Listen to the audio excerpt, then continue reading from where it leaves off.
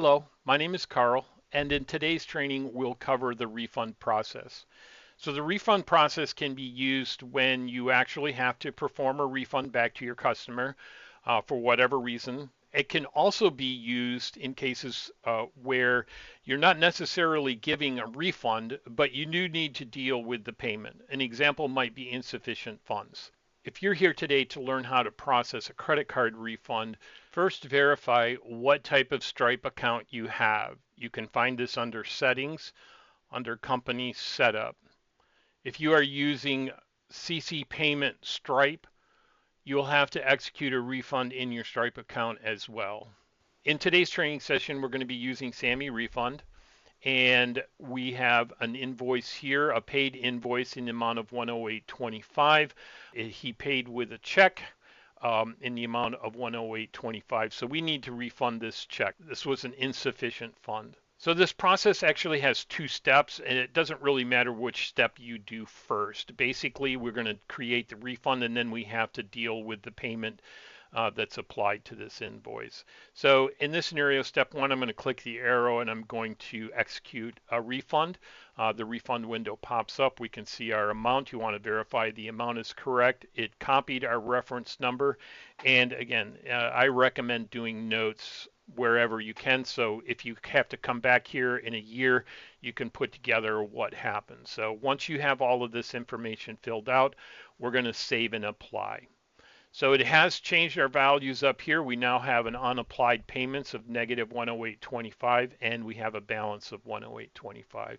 And we're going to have to deal with this unapplied payment here. To do that, we're going to edit the original payment, and we need to remove this amount down here. The way I like to try to explain it is a payment can only do one thing. It's either going to be a payment applied to an invoice or a refund. It can't be both. So we're going to edit that payment. We're going to remove this amount down here. We're going to save and apply. And we've now dealt with our unapplied payment, and our invoice is now open.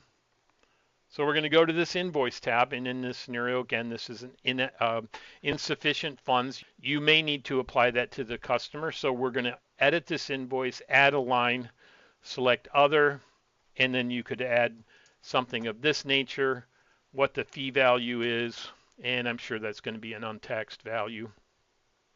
You have the memo down here. If you were to re-email this invoice to the customer after making this change, this memo field will be displayed on the invoice. So you can type a note in here indicating what had happened if you so choose. And then we just save it, and now that invoice has been saved with the 108.25 value plus the $15 NSF fee. So another reason that we may be doing this is that it's not an NSF. This customer is not going to be charged for this service. Whether it wasn't performed, the customer is not satisfied. For whatever reason, this customer is no longer going to be, it's not liable for this amount. So we still need to do something with this invoice. The most simplest thing is to just delete. However, that kind of muddies the water. What we can do is we can edit this work order, and we can zero out this unit price, and that will give us an invoice balance of 0. Or we can add 100% discount, and that too will zero out the invoice balance. Again, memos are recommended, and then we're just going to save, and now that invoice is 0. We have a 0 open invoice on the account. If you have any additional questions for us, don't hesitate to reach out. Thank you very much, and we'll see you next time.